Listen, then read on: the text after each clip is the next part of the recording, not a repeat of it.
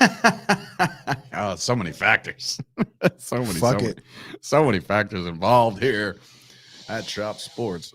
What?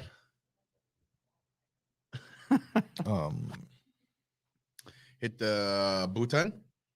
There it is. All right. Fun-filled day. So you're mute, boom, audio, bang, good. bang. Hey, everybody.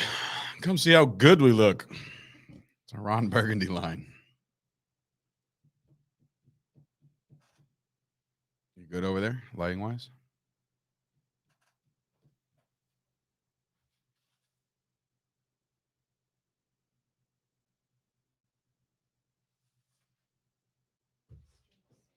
It's more better. I don't even know if it's any better, but Wearing your Kmart Yankees hat. That's cool. yeah, no, it's Kohl's, bro.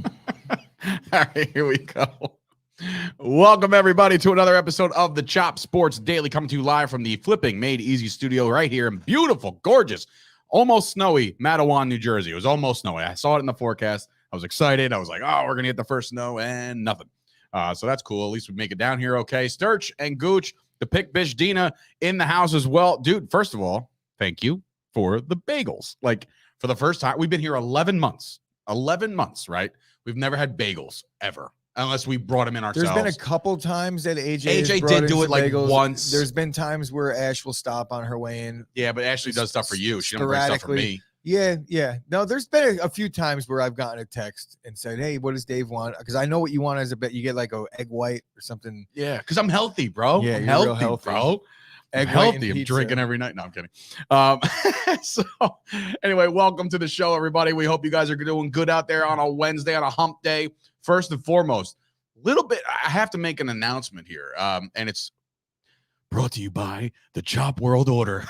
Because all of a sudden yesterday, we had a little bit of a influx of support. And I did not put out this whole Geo thing to like get everybody like rah, everybody come on, like let's get on my side. Like I need all the support I can get. I don't need that, right? I don't need that, but we got it anyway. And shout out to Nick Shine and Ben Wexler and Scoop and all these guys. The Chop Sports aliens. You've been calling them the aliens for months, and I was always like, I didn't like it's not that I didn't like the term. I was just like, it didn't make sense to me, right? But then last night, I think it's endearing. It is endearing because last night I realized I'm like, wow, it's like this one tight-knit group that keeps doing, and you're like, the aliens. And I was like, yeah, that works, okay? So the Chop World Order, Too Sweet Me, has been formed last night. So, hey, yo, Chico. So that's on the docket. I mean, that's something that could be cool and make a shirt out of it and all this other stuff. Gooch is the I can't wait. Master. I'll put it on my list. There you go. I got 13 shirts that I have to make, and that's Tacky Perfect. We now on the website apparently. Oh my God, you got that text? Yeah, we did. Oh. I think that's a group text, Dave. It is a group text. You're right. It is a group. See, this is how much I pay attention. Group text city from Jimmy Palumbo saying that he owns tackyperfect.com. So go visit that and see absolutely nothing because he now owns the domain for no reason whatsoever. I guess because he's worried about I think copyright infringement. What is he worried about? Maybe eventually he's going to start a website. I think that's the plan here, right? If you buy a domain name, some people buy domain names because they're bored. Like, look at the guys that did when the Washington Redskins went away, and all of a sudden, Homeboy bought up like 17 domains. That's not bored. That's called foresight. This guy had heard rumblings that the football team or the formerly known as Redskins. By the way, did you listen back the other day? We said Redskins 31 times in a 2-minute span. Oh. And then I finally was like, football team with a question mark. So it was me, you, and Jimmy on Monday, and it was just Redskins. It was the Redskins podcast. But what were we talking about? Talking about domain names. Oh, yes, domain names. They bought those domain names. They had foresight knowing that there was a potential name change imminent, and they decided to get out in front of it. That was a team of lawyers that did that. So they actually did their research, and that was smart. They're going to get paid because of that. So are we going to do chopworldorder.com?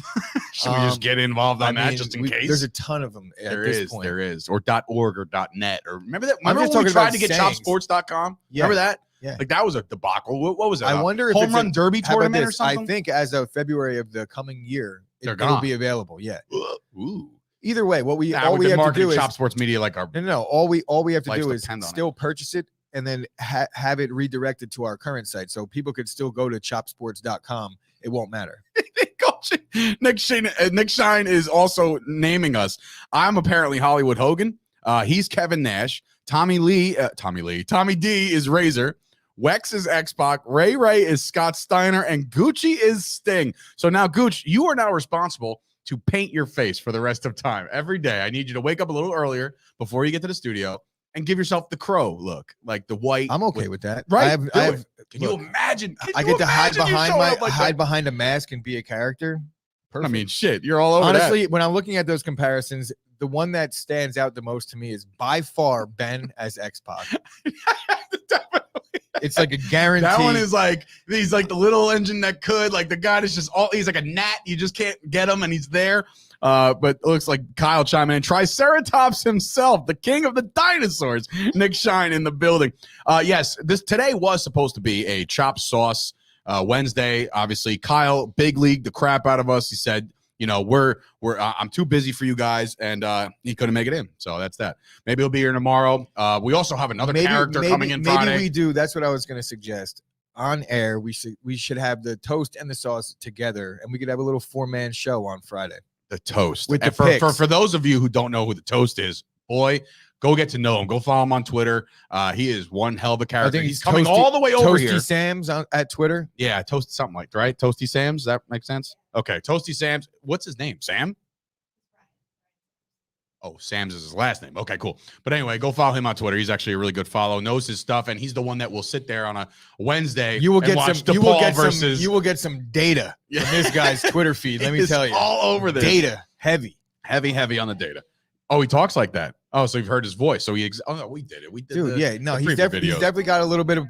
He has a little bit of presence. I think that he should be doing videos more, but I think so that's where they're headed with this whole thing. Nick Shine apparently looking up megaphones on Amazon last night. He wants a megaphone. These guys actually want to sit outside WFAN and just kind of take over. We could start off by just calling up WFAN and Baba Booey in the crap out of that. You could even make your comment, but then at the end, you just give a little love, and it's but like, man, you know, and then like, all right, see you guys later. Chop swords. I mean, I'm almost guaranteeing that Jim Slobin's already on hold right now. Right, Dan dialing. The Danimal's on hold. I haven't heard anything from the Danimal. I have not heard from no him. Posts. None. No. I don't know. I hope he's well. I mean, he might have gotten bullied off the group because some people are very, very ruthless with some of these posts. Yeah, We'll see. We're gonna have to reach out to the Jim Danimal. Slobin, according to sources, has joined Chop Sports as of yesterday. So that was a thing. He participated through, you know, we get those requests. And I was like, wait a minute. Like, Jim's been in here. Some people just get, some people are like, I got to go. Some people get a little skittish once in a while. They got to put it down for a little bit. That's fine. Well, welcome back there, Jimbo Slice. I welcome you back with open arms. But anyway, yeah. So a crazy day yesterday with all the stuff. And then I talked to a good friend of mine, and there's a lot of cool developments happening here. But again, don't want to get too ahead of myself. $50 bill dinosaur movie reference. That's Goonies. Yes. $50 bill. That's great. I love that. Anyway, so there's a lot to talk about today. Imagine that. And first and foremost, before we get into all that, she sent me a text today, actually. Lindsay Sally, doing the 2021 Family Gift Assistance Project. She sent me a text today of like a picture. There are some generous ass people out there. Let me tell you. And according to her, she doesn't know some of the names. And normally she knows all the names. So if you guys are listening and you're watching and you're participating, I thank you guys for helping out. There's families out there that need some stuff during the holidays. If you have the extra coin, this person bought like 17 Barbies. And you know how expensive those Barbies get? You know what I'm saying? Like the ones that are, I mean, I wouldn't know. I don't buy any Barbies, but I will eventually, right? I mean, Stella eventually is going to get out of Cocomelon, because if I swear to Christ, if I have to watch any more Cocomelon, I might Coco jump off a bridge. Like oh my God. I got in here. South Park was on, by the way, not sports. So I know Dina actually beat us both here. Is that right? Okay. She beat us both here. That's why she has a key. And that's why we have bagels. Me accidentally walking in and turning on Ryan Clark every morning. Oh yeah. Don't do that. Don't do that. That's not necessary. Anyway, a lot to talk about before we get into the meat and potatoes of what we want to talk about today. And that's the NFL power rankings as we head into week 14. There is news to break about baseball. I know, actually, before I get into baseball, I have to shout out my beloved New York Hockey Rangers, okay? Because we are winning games. Are we doing that now? Or is that a thing? This is when is Gooch it the leaves. New York? Is it the New York baseball Yankees? Is it the New York baseball? I wanted to call them the New York Hockey Rangers. I could get behind the New York Football Giants, and in some cases, and the only reason why because there was another Giants in the house. I just think Dave is in such football season mode that he didn't even mean to do the New York. I was like the New York Hockey Rangers. But if you want to take it and run with it, run with it. Honestly, let's do it. New York Hockey Rangers. Bam, now, done. Could you name a player on the Rangers? I sure as hell can. I know you can. I had this conversation. I watch every game, bro. To myself just on Facebook today when Jimmy tagged me in something about on your post, and I was like, dude, I couldn't name one single Ranger player, and that's not even from the past? No, definitely the past, but current roster, no way. Not even like a gun to my head. I bet you think that Henrik Lundqvist is still the goal. No. You knew that? I knew that he retired. Okay, well, that's good. But yeah, no. Yeah, you're just sticking with your Tampa Bay Lightning. Well, the champion. Even then, I'm trying to remember. Is it Stamkos? Is the guy? Stamkos. Yeah. And again, reason being that Gooch loves the Tampa Bay Lightning is because he fell in love with the Tampa Bay Lightning on the video game. So that's how it works. And sometimes that's how it works when you don't have a team. You latch on because of one of the. And shout out to the video games of NHL. They're some of the best games. It's by far, put it this way. I don't play hockey. I don't watch hockey, but I don't even play video games. If I do, it's going to be NHL, and it's not even a question. It's by far the best sports game. Dude, I remember me and my dad used to rock it on Sega Saturn. Like there was games way back when. Bro, we talk about dude, ice hockey, Nintendo. Like hockey has always been one of my favorite games. Dude, have you ever played like the NHL 92, 93 when you were able to make guys bleed on the ice and the ambulance would come out and crush everybody? There was a glitch. Just you on a breakaway, right? Real quick. That's one of my favorite scenes, and I know you're not a movie guy, but Swingers, right? In Swingers, he goes, I want to make Gretzky's head bleed. And like they're playing the game, it's Vince Vaughn and the other guys. And they're like, I want to make Gretzky's head bleed. Watch. And then he pauses it and then unpauses it and just lays him out. But dude, yeah, hockey. There is going to be some more hockey talk. That's fair. Right? That's fair. We're going to have so much. We're going to have to find. You know what we need to do? We need to find a guy that could come on and do spots. I think I might have a guy that could come on once a week and maybe do a little hockey show, so I could go take a shit when you guys talk hockey, because I bring nothing to the table. But I will let you go on your Rangers kick right now. I'm just excited because they 16-4-3. So between the first 23 games, they've won 16 of them. So they're on fire right now. They're a young team. And I think I was talking to, who was I talking to this morning? I think Tommy D. He was saying, like, let's not get excited about the regular season because we've won the President's Trophy, which, by the way, Gooch, is the best record in hockey at the end of the year. You get a President's Trophy. That's like a separate thing outside of the Stanley Cup. We did that a couple years back. We went to the Stanley Cup. I think it was the year my brother got married in 2015, if I'm not mistaken. I remember watching the game at one of his like rehearsal dinners or something like that in the Stanley Cup. They got May. Sparked. They did. They got their asses handed. Did they go to the Stanley Cup? They did. Yeah, but they lost to the Kings. Yeah, they got their ass. And it was just a. But 17. I'm sorry, I'm corrected on the people chiming in. The one last night too. So 17 wins. I thought it was 16. But in any event, the Rangers are playing good hockey right now. And guess what? I'm not hard pressed to say that between obviously the Knicks won last night, which is great. Dare I say they are the hockey version of the 2021 New York Knicks? What? Right, the New York Rangers are.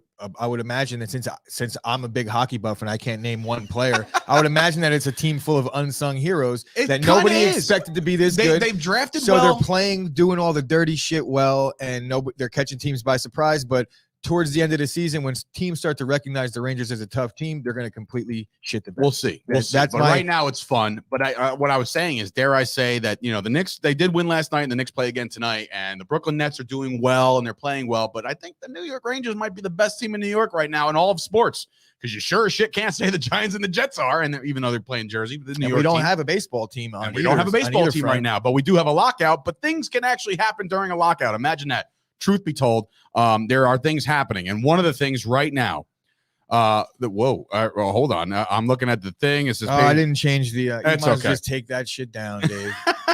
Because I did not change the headline. We do want to, this is why Dina needs to produce. We do want to, no, that was a graphic thing. We do want to talk about Buck Showalter possibly returning to baseball. He works for Yes right now. So he's on the Yankees Entertainment Sporting Network, ladies and gentlemen, you know what I mean? Like, he's on that. We got Mad Max calling his shot. Dude, and this is what gets me going a little bit, is what these sports stars dictate what goes on within the team, and they don't obviously have any stake in the team. They're just a player. And I want to say just a player. Like, look, Max Scherzer, one of the greatest pitchers maybe ever, and now one of the greatest pitchers going right now is a New York Met. We all know this already. I'm gonna rip this to shreds. No, but I'm saying like I'm tired. I'm tired of the star athlete. The star athlete taking over, like LeBron James. He could take over LA. He could dictate who goes and who comes into LA. Pause. But honestly, he dictates that. And I'm not in favor of one pitcher, which I know he's the greatest pitcher on their team right now. Well, is he? Maybe not. Imagine that two-headed monster, which if they stay healthy, that's 2 wins every week, no matter what. Not that they go undefeated, but you know what I'm saying. But again, one guy saying like, I want him. And then they're like, oh, well, we just did invest like $100 quadrillion into one guy. So I guess we should take what he says with, well, there's there's a couple things. First is that it wasn't a sticking point for them to sign him because he signed with no manager. So the money is what's keeping him there. Second thing is, who said this? They're saying Max Scherzer said this. Maybe he said this, right? Maybe he said it to his buddy. The age-old sources. But then they're saying that Max Scherzer made it public. Like who?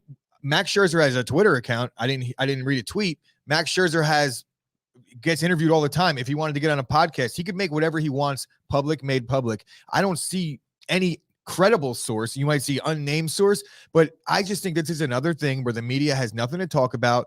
Baseball lockouts here. Let's start a fire here. And honestly, I don't even think it's a fire. That's a great decision. Hire Buck Showalter. If I'm the Yankees, I wanted Buck Showalter. I wanted Buck too. When before we brought back Boone, if I had my choice, I was clamoring all year, like bring in Buck. The Mets would be very, very smart because he will handle that pitching staff properly. He won't take out these starters in the 5th inning the way all Mets all the fans analytics tell you to do exactly. it. Right. He kind of bucks those trends a little bit. And literally. Well played. Yeah. He goes in there and he does it a different way. He does have an analytics side because you can't not in baseball now because you get past the dinosaur talk all week. He'd be a dinosaur. So there is some analytics involved, but at the end of the day, he has a better feel for the game than I think most of these managers that are coaching now. I agree. Somebody's chiming in, a Facebook user. Again, it's you got to at least sign it or give StreamYard permission or go watch us on YouTube. He's not worth the 40 some odd million a year. And okay, say he is, and in the Mets win every start, he goes 20 wins. Where's the other 80?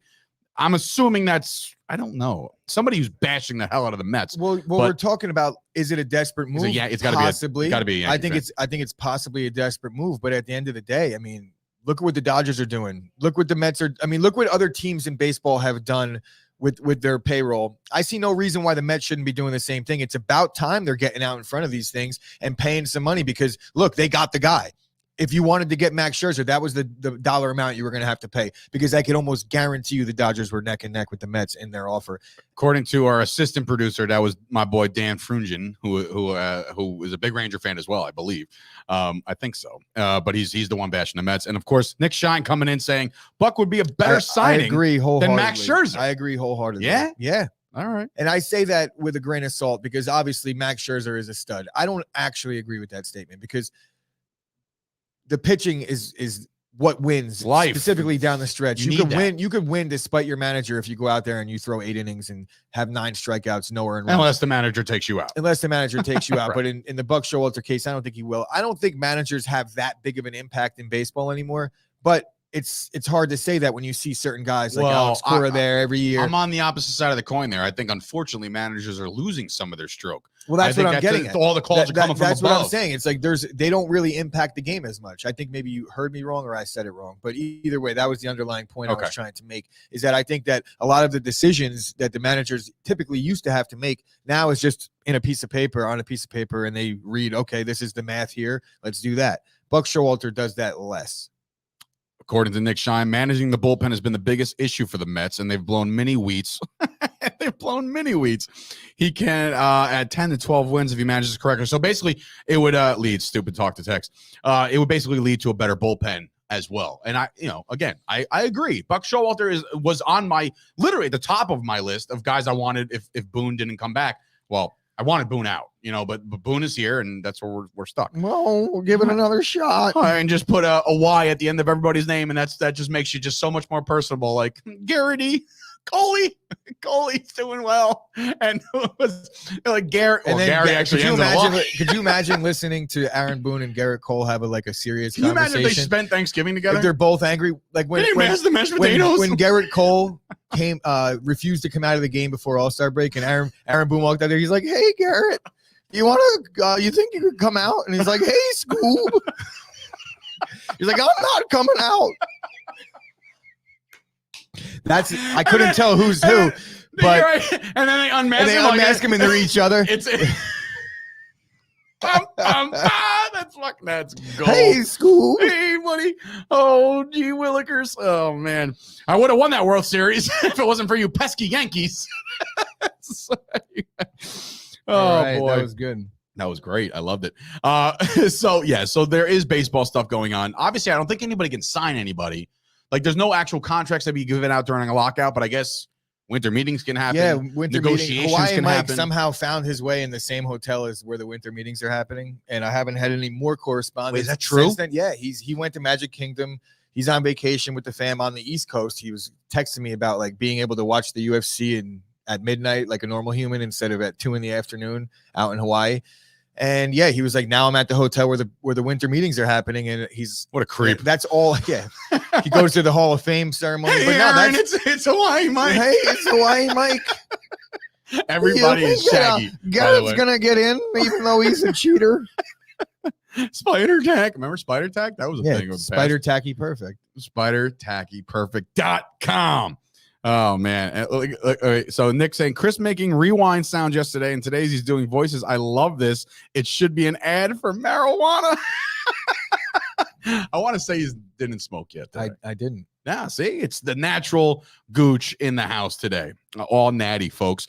One piece of football news, or not news, but something that Gooch definitely wanted to break down because this is something that there's a lot of buzz going on. Obviously, yesterday's conversation was all for bad weather games and this, that, and the third, and how Belichick was the genius and blah, blah, blah, right? We went on a tangent with that, but there's something else to be said. The Patriots loss turns the inside Bills. out. Okay, so I'm like looking at your headline and I'm like, I can't read. But anyway, so you think off the top of your head that this loss right here that the Bills just suffered on Monday Night Football might have just put them into I think that the Bills were already in a spiral. If you look at the way they've been playing since even before their bye week, they lost to Tennessee, and everybody looked at that game as a big upset, but they got completely dominated through and through. I think it was a tighter game than I'm like sounding like when I say they were dominated, but they were. That game, I felt like Tennessee had that game in hand, and then they go into the bye, they come out of the bye, they barely cover against Miami. It took a whole half and a half, 3 quarters to get their offense going. And they just haven't looked the same since. Coming into this game, honestly, you can't blame the weather. They're the home team. Both teams dealt with the same thing. And the way he's calling out his players, and I think that each guy that they usually have return punts had muffed a punt in the previous weeks. So they made a comment. Somebody asked him something, and he was like, well, I put a guy back there that I trust. I didn't want to put guys back there that I don't trust. So the reporter asked the players after, and he was just like, damn, dude, like, are you kidding me? You don't trust Sean McDermott might lose the locker room? I think that Sean McDermott did lose the locker room already. I've been noticing that he's a weenie since like week 8 this year. L7 he's definitely weenie. an L7 weenie. Shout out to Papa Giorgio, Jorge, for that one, because that's definitely his go-to. But yeah, the way he handled the Bill Belichick slander after the game. Look, you could say all these things. You could have these feelings. You could say to your coaches, you could be like, look, Belichick didn't do shit. We gave him that game. We were in the red zone 4 times and came away with nothing. Well, yeah, that's partly because you don't know how to call plays. And I don't think that he's the play caller there. But again, what does he do? He publicly calls out his play caller. He publicly calls out his punt returners. He publicly says that Bill Belichick doesn't deserve the credit. Well, guess what, bro? You're 2-7 against Bill all time. And guess when the 2 wins were? Last year in your dream season that you fell short in. And Bill Belichick was reeling with the loss of Tom Brady. It takes all of Did they sweep him last year or no? They did. His only 2 wins. His only 2 wins were last year. So right now you're looking at a situation where you're going to have to go into Foxborough. Is it still Foxborough? It is still Foxborough. Right? Gillette Stadium, but it's in Foxborough, Massachusetts. Yes, so there you go. Bang. Geography. Geography. Yeah, but it's in Foxborough. So you're facing an uphill battle just to get into the division again. Now you're looking at a wild card team, and with the way the AFC is looking right now, there's no guarantee that the Bills even get in with the way they're playing. I know that they're playoffs. Yeah. Well, I must pull a Jim Moore there. Playoffs. Well, right? I think that they're going to get in. But if you look at the AFC West, if you look at the Colts, if you look at the teams that are right behind them, there is a lot of teams that are in the hunt in the AFC. They're very, very middle of the pack as far as there is no dominant AFC team outside of maybe the Chiefs and the Patriots, but even them, you're looking at them like, how about this, Dave? Not one AFC team has less than 4 losses already. All right. And that was, I think this week on Sunday, that became official. I don't know who it was that lost, but it's week 14 and already we have 4 losses across the board in the AFC. That's kind of rare. Yeah. You know, so anybody could kind of sneak in. The Bengals would have been the 1 seed with a win, and now they're, I think, the 7 seed or even potentially out, and they're out of the top 10, which we'll talk about later. But, you know, a win here and a loss here at this point in the season in the AFC means a lot. Frungen learned his lesson. He went over on YouTube. Thanks for the view on YouTube. I think people think that the Bills are better than what they really are, and it's not the Bills' fault. They were playing above their heads, and that's why I really don't think they're going to make a run in the playoffs. Regression? Definitely. Ooh, did somebody say anything about regression in August? Yes. I think somebody called that. And here we are. We're in December, and the Bills are struggling. So, look, I mean, again, you can beat up on the bad teams all you want, and that's kind of like the MO of what the Bills have done. Outside the Jaguars, all is not lost for Buffalo just yet. Not yet. But no, look, but they just played a game where they were ran on like 58 times. They only gave up 3 pass plays, or the Patriots only attempted 3 pass plays, and they didn't even really get to expose what I think is going to be a new weakness for the Bills, and that's going to be their secondary, which has kind of been one of their strengths. But now with Tre'Davious White out, you know, the Patriots didn't even get to expose that. The Bills have glaring issues. The run game is an issue. I think that outside of Diggs, their receiving game is an issue. I think everybody else on that team is just too old, and the running backs don't get it done. I think their offensive line is okay, but not really, right? Like, what are they doing? Coming in saying the AFC is just a crapshoot right now. You really don't know who's who, and that's a big thing. And it's so funny. It's a crapshoot, and then you look at the top, and it's the 2 teams. It's the Patriots and the Chiefs, and it's like, is it really a crapshoot? Dude, I watched this graphic. I watched this graphic on Twitter today where it was like the odds to win the AFC East, and like they just went week by week. It was Bills and Patriots like simultaneous, and then the Bills shot up and the Patriots went down, and all of a sudden they just crisscrossed, and now all of a sudden the Patriots are favored to win the East. That's insane to me. I want to stop talking about each team because we're going to get to the power rankings after the break, and we'll get more in depth on both. Let's take a break. When we come back, we got the top 10 power rankings from NFL.com. So it's not our power rankings. We'll break it down for you. Hold on, stay with us. We'll be back right after this. You know, myself and Gooch are both getting a little older. One of the first things to go is your vision. Thank goodness for our hookup over at Absolute Eyewear in Woodbridge, New Jersey, right on Main Street next to the train station. They have glasses for all ages, all budgets. They have safety glasses, sports glasses. They are a full-service powerhouse offering eye exams and even free lenses for the kids. They work with BCBS, AAA, AARP, giving massive discounts. They're open 5 days a week, closed on Wednesdays and Sundays. Call 732-326-3937 to get your first pair of Ray-Ban, Burberry, Coach, Polo, you name it, they got it. Go see Craig and Johnine right now.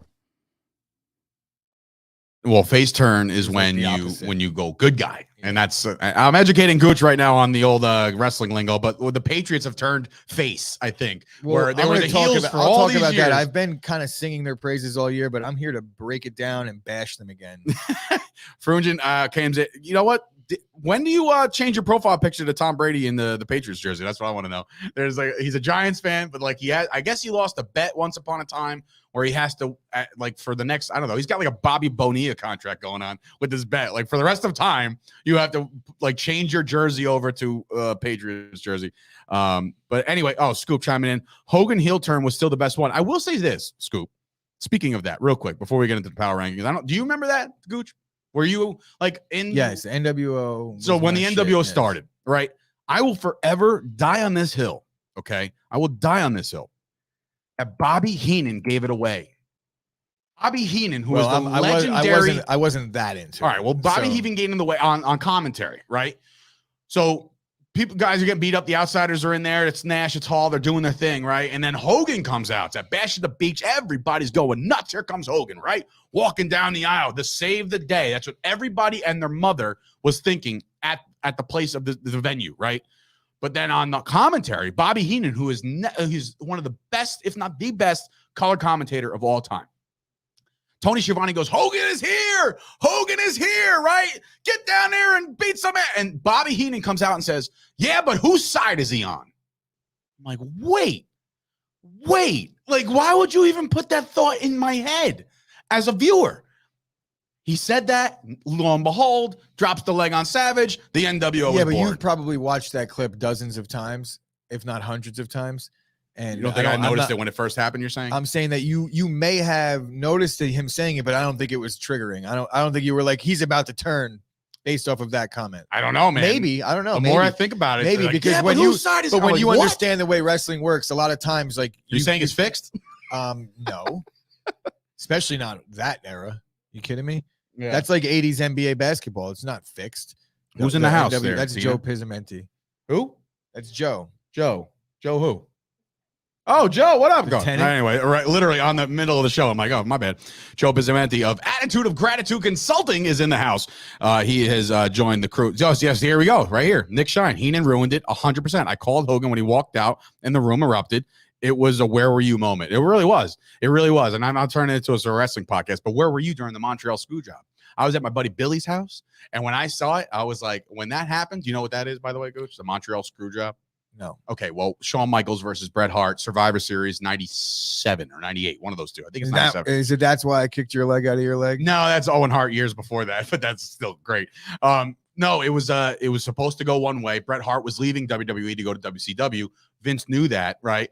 And he scheduled the match to actually go down for Bret Hart to win and then forfeit the title the next night on Raw, right? And this is in Calgary, so now Bret's got the home field advantage, right?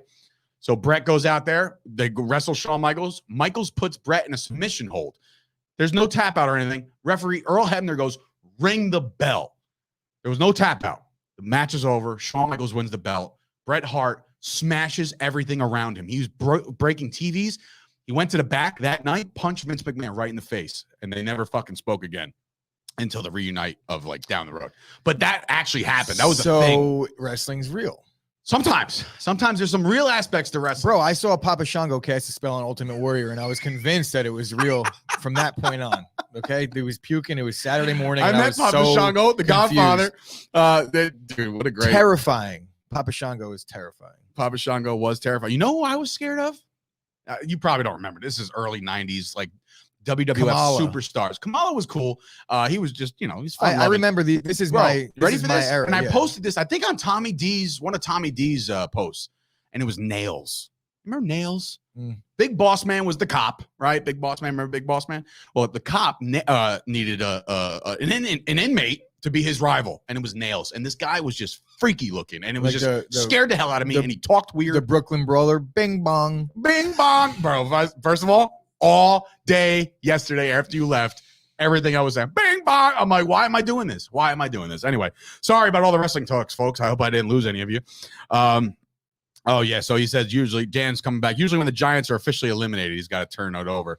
Matt Martinko. Isaac Yankum was a scary dude who then turned into Kane, by the way. So that's a fun fact. So wrestling talk has taken over, just like the NWO has taken over, or the Chop World Order is taking over WFAN. But anyway, going forward, we have the NFL Power Rankings. We're going to count them down from 10 to 1, and we'll obviously talk some shit and obviously critique of where they're at and if they belong there or not. People still chiming in. Boogeyman scared him. I don't know, man. He just ate worms. I mean, that was like gross, but like, again, once you meet these guys, which I have at certain like conventions, and they're all like normal people, it's like, the head shrinkers were a little fucked up. Head shrinkers were a little on the messed up part. Anyway, we're all over WWF when it was good, the Attitude Era and all that good shit. So starting at 10, the Los Angeles Chargers. They're 7-5 right now. I have to put this one up. Jake the Snake, when he had the snake bite Randy Savage, and he actually bled on TV. That was actually kind of crazy. But anyway, so the Los Angeles Chargers coming in at number 10. To me, after their loss, you would think this is kind of where they should be because there's still so much potential in this team. I don't know if I disagree. No, they just beat up on Cincinnati. I'm talking. Oh, they won. Yeah. Wow. And they almost blew it. They had a nice lead, 24-0, and then Cincinnati fought all the way back to down 2. But then I think the Chargers were just too much. They turned it up. You got the quarterback in place. You have a lot of the pieces in place. Eckler is finally putting together a nice, healthy season. The Keenan Allen situation does hurt them this week. COVID but protocols. I think Mike Williams is more than capable of stepping up, and their offense is rolling right now. I don't think Keenan Allen will be much of an issue. I don't know. And shout out to their head coach for leaving Joey Bosa. That is the one that's on that team, right? Yeah, Nick, I believe, is on the 49ers. So shout out to the coach, because Joey Bosa has had head injuries. He talked all off season about how he had lingering effects from 2 concussions last season. He got a head injury in this game. I don't know if it was because the game was out of hand or not, but I'm going to explain what happened. So Staley left him. No, the doctors cleared him to re-enter the game, and the coach said, you're not going back in. You had issues last year. Look, we're up a decent amount. I don't think that was actually said, but that was raised on Twitter when I was reading about it. A lot of people were like, yeah, it was because the game was a blowout, but it wasn't a blowout. It was a 24-0 game, and it was in the second quarter. So by no means is that a blowout. They ended up getting within 2, and there was no sign of Joey Bosa back on the field. So I guess that's more of a progressive way of coaching, but I feel like that's where the NFL is headed. Yeah. And I know we had a lot of conversation about being tough, this and that, but I think when we're talking about, you just don't got to be the guy. You don't got to be the guy in shorts and a t-shirt out in the snow. I mean, it's just like, oh my God, look how tough he is. Like, but when we're dealing with head injuries and a guy that has had a history of lingering effects. Anybody else notice right now on the screen, it looks like Gooch, based off the color of his shirt, is actually wearing a Chargers jersey or a Chargers t-shirt. In fact not. I'm wearing it's scary. Actually, absolute eyewear. Well, I could never fix my hat on this camera, and I could never. I always have to do it twice. I'm like, what the? You might see me every single episode. Like, I'm like, I have no idea which way to go right now. Yeah, no, it's fine. But anyway, so coming in, Nick Shine, we're on the verge of Burrow and Herbert being the Manning and Brady for the next 15 years. It's going to be an all-time rivalry. Yeah, I was talking about that last week when we were breaking down the game. We have potential to see these two teams matching up. Yeah. It sucks that it's the Chargers and the Bengals. So I wonder where each of these quarterbacks will be playing in 5 years, because I would imagine. I don't know. Maybe this is the turn that these guys need. You get the Bengals ain't going to let Burrow go away. Right. The money is going to be there for the quarterback. They're going to pay. But, 100%. I just need to see a little bit more out of these two teams, franchise-wise, not just team-wise. There's a lot going on where Gooch has had no success. Gooch has turned his shirt into a Colts shirt. Now it looks like a Colts shirt. Coming in number 9, the Indianapolis Colts, who are now 7-6. These guys, to me, I'm looking at the list underneath it, like I'm kind of spoiling myself here. I don't know. They might deserve to be maybe like a little higher. Yeah, I think for the Colts, higher meaning like for the Colts towards the as top. A team, they're in the perfect spot for the coaching staff to go to the players and be like, look where they still don't respect you guys. Look what you're doing. When you take away the wins and losses, and I know that it's hard to do in the NFL, like the Colts do everything well. Right. They do everything well. They're not really great at passing the football, but in this day in the NFL, I know that it's going to sound crazy, but that doesn't really win you games deep into playoffs. Like, you're not going to go into these games in December on the road, because the Colts are definitely going to have to go on the road. Correct. And the passing offense slows down. You saw it this past week or on Monday night.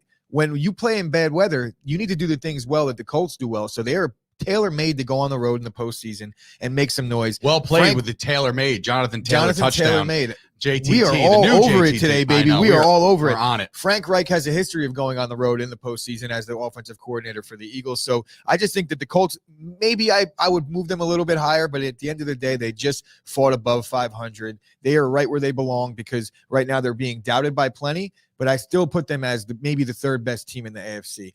Because even they lost to Baltimore, they beat the shit out of Baltimore that game, and it just was, they let things get away late.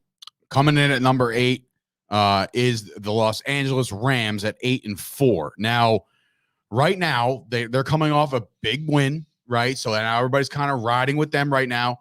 They got themselves a hell of a matchup coming up. If we thought that the Patriots and the Bills were going to be the sexiest, juiciest matchup of the later in the year, bro, the Rams, why do I keep saying, the Rams and the Cardinals are going to be that game on Monday night. I think that game's going to be electric. I think all 49er fans will be tuning in, because it's like, this is literally, you're kind of rooting for the Cardinals here, because if the 49ers don't have division championship aspirations, then they just want to get in. They're rooting for the Cardinals to beat down on the Rams just so they can jump them in the standings, because I firmly believe still that the 49ers are in spot to possibly take the 5, in which, again, I lose all contact with all of my 49er friends, including Greg and your brother. All right, so I wasn't paying attention for the first 30 seconds of you talking about this. 8, the Rams are playing who this week? They're playing the Cardinals? The Cardinals on Monday night. Oh, okay. I thought you were saying the 49ers. That's why I was like, wait. And then no, I'm just talking about how the 49ers have a chance to, they're going to be watching this one with very, very, good intent to see where they stand after this. But the Rams, to me, I don't know, man. Like, ever since they made that trade, they've only won one game, right?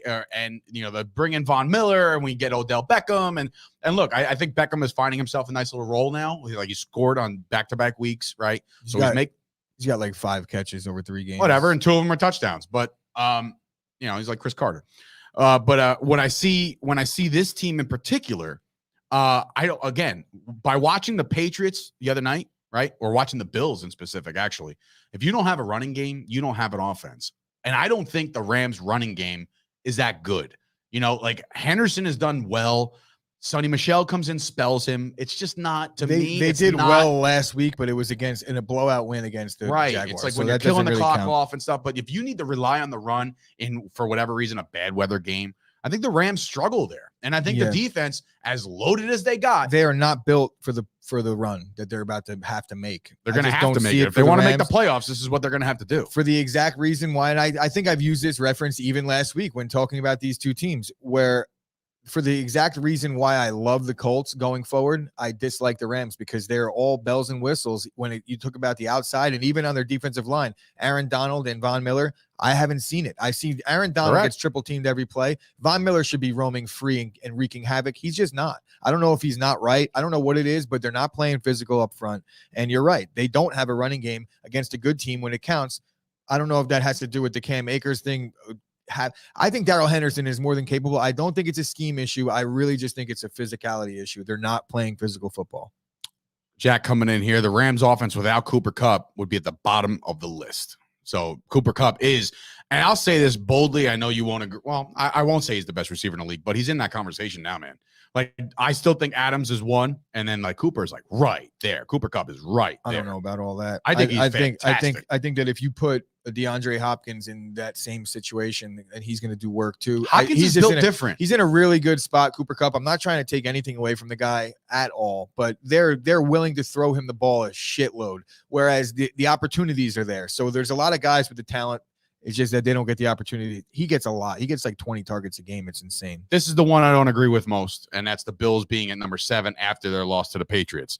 They need to be out of the top 10 at this point, because I'm looking at the teams behind them. Yeah, right. Exactly. He's talking about Cooper Kupp. Oh, all right. Wow. All right. Well, then you're off. You're completely wrong. And like, don't get me started, because then stop. Well, I think Justin Jefferson is better. I think there's I think that there's certain guys that are just, like I said, opportunity wise. We could talk about this maybe for another day.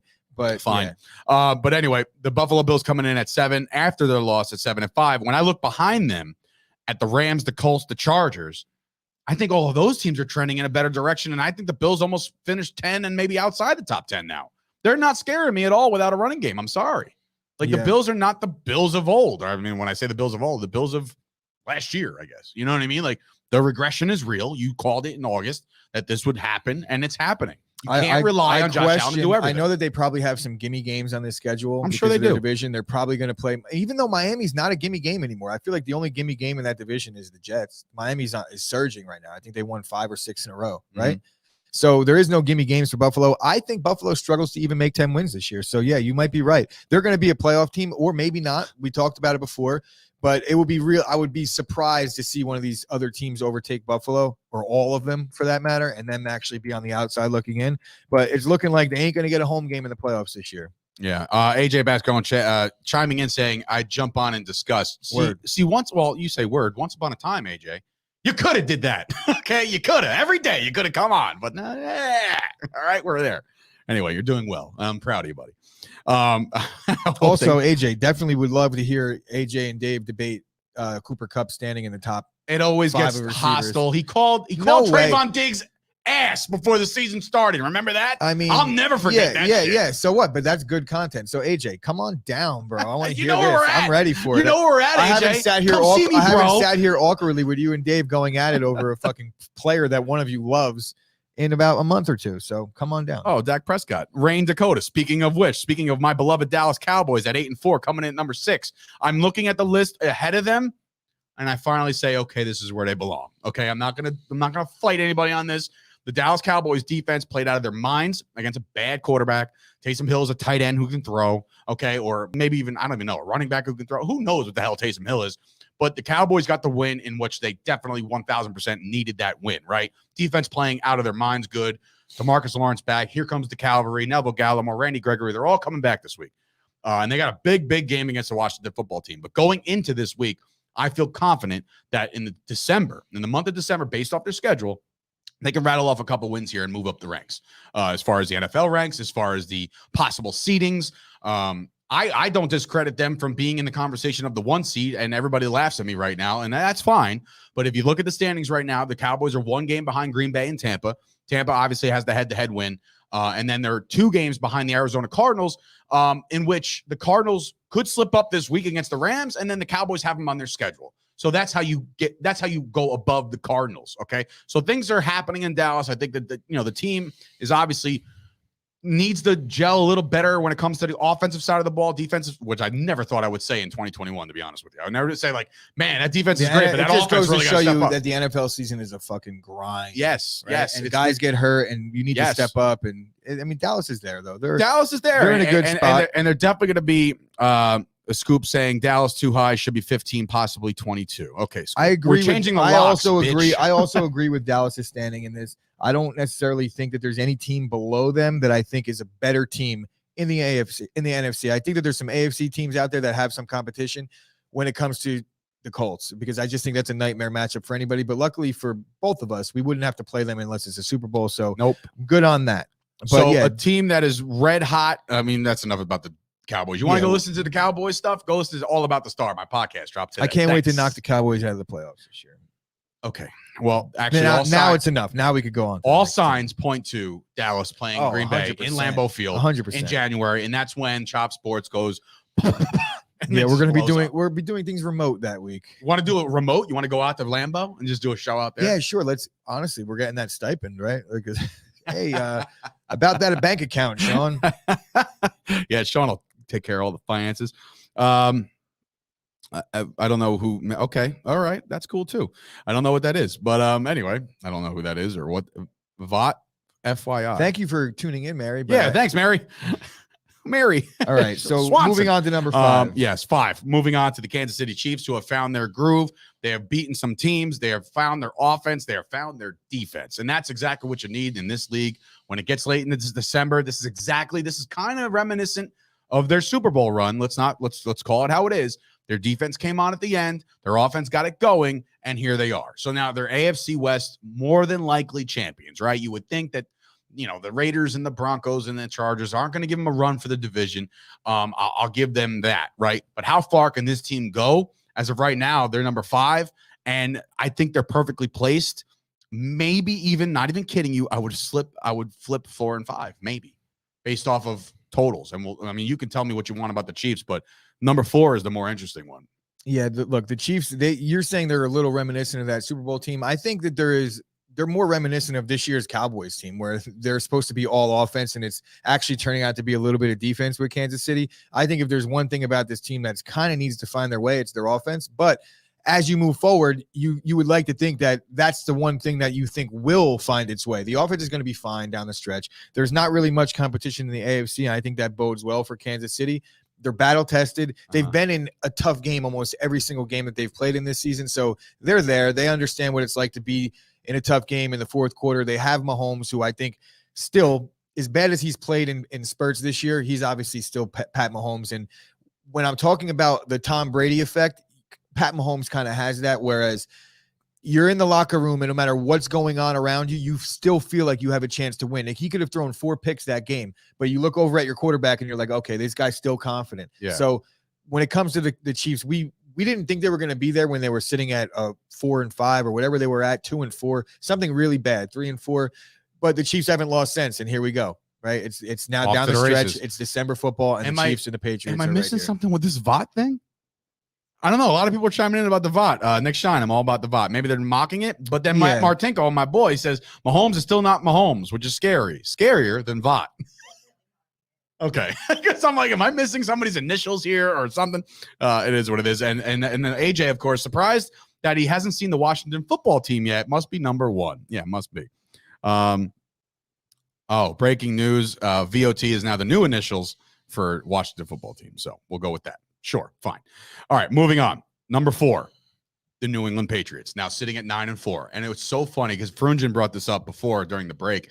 He actually said that it's so, God. That's fun. Anyway. Oh, and I lost my camera. But anyway, I'll keep talking anyway. I don't even know if that's going to be a thing. But, keep talking, Gooch, on the Patriots. Okay, so the Patriots just ran the ball 61 times. We've talked about them a lot the past 2 days. You're back on your camera, but look, with Bill Belichick, them going on the road into Buffalo and getting a win that most people anointed Buffalo as the AFC champion around week 2, if not earlier this year, and the Patriots took that personally. They went into Buffalo, and granted, the weather had a major impact on this game, but look, they knew what they were doing every single play, and they couldn't stop it.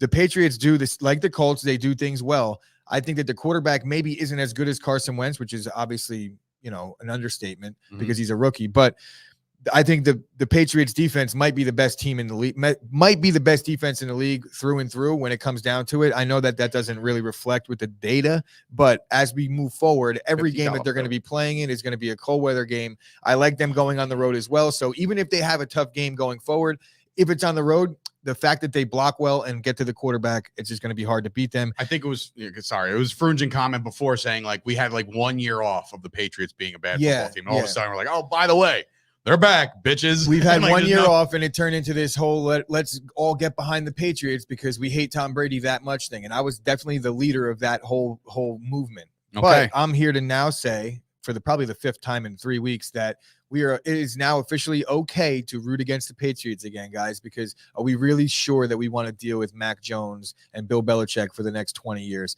As you say that, bring up number 3, Tom Brady and the Tampa Bay Buccaneers. Now, look, they're a team that's figured it out offensively. Leonard Fournette running like playoff Lenny already, a month early, right? They're playing complimentary football. Defense is playing well. They're the team to beat. They're going to win the NFC South easily, handily, right? They're going to more than likely be the 2 or the 3, right?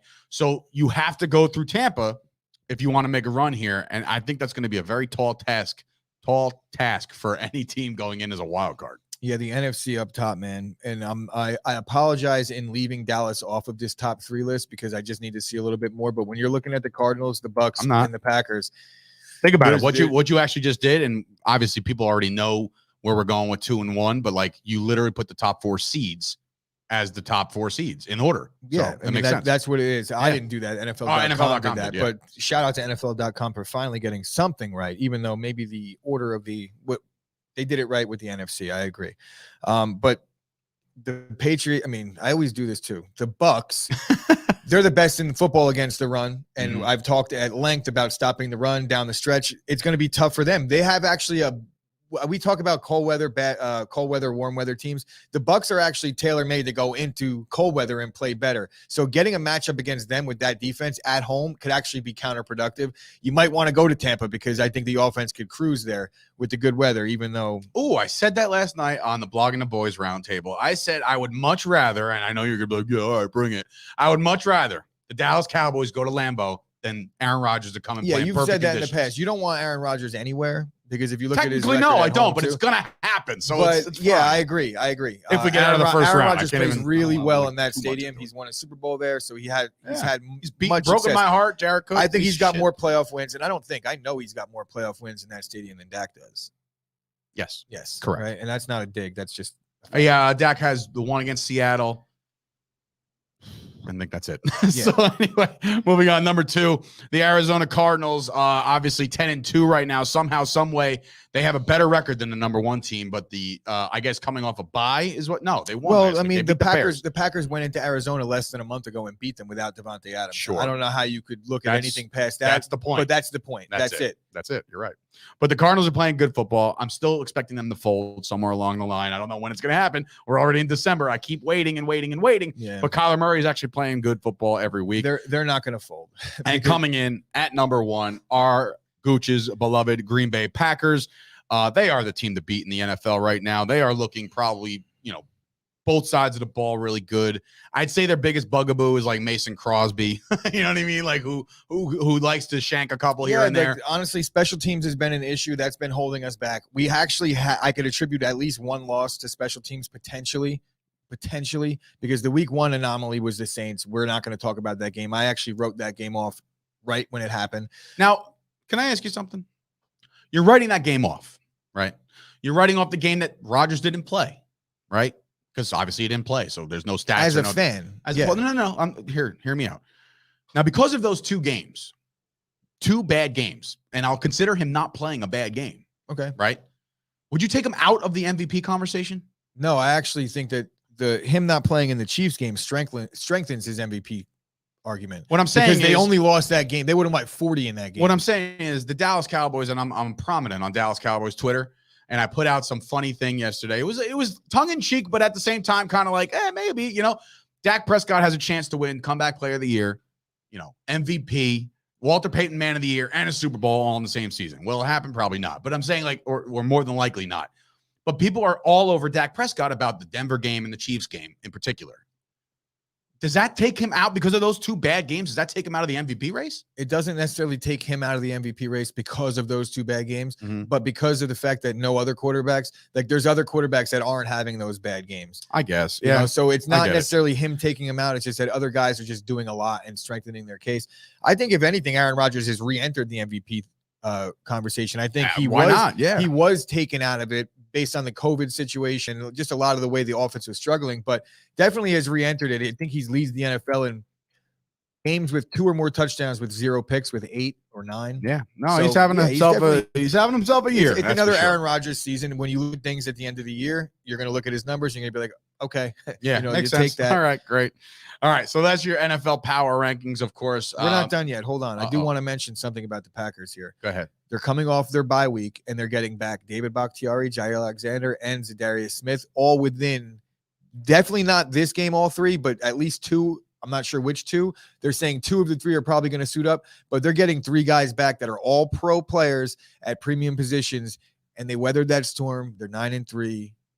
I don't think we have any weaknesses. I think it's clear as day who the best team in football is right now. And it's the Ravens, but according to Jack, who's very disrespected that the Ravens were left off the top Not 10. Disrespected by us. How about this? They're left off the top 11 now that I'm looking at it. Yeah, that's relatively crazy. So, but I mean, look, this is the time to get healthy. This is the time for the teams to get hot. So the good teams are going to perform in December. And again, that was NFL.com. This is us breaking it down. We want to thank you guys for joining us here on the Chop Sports Daily Podcast. Again, your support means the world. This little takeover thing that we're starting to hear, that's awesome. Everybody who's subscribed to the podcast, subscribe to the YouTube. Everything helps this network grow, this business grow. We want to thank you guys, or at least from the bottom of my heart. I know Gooch is in lockstep. Yeah, no, he isn't like anybody. So on behalf of all the love, thank you for all the love. The Sturch and Gooch, of course, this has been another episode of the Chop Sports Daily, and we'll see you guys tomorrow. We are in week 14. We got some Thursday night football coming up. I was almost going to say right after this, but I'm ending the show. So coming up tomorrow. And happy holidays from the Houston Texans, the gift that keeps on giving NFL contenders out there, cutting their starting middle linebacker, Zach Cunningham, who's now going to be able to be picked up by a contender. And I know he's not great, but he's a definite. It's got to be subject to waivers. So it looks like the piece. Jaguars got themselves a new middle linebacker. See you tomorrow, guys. Bing bong.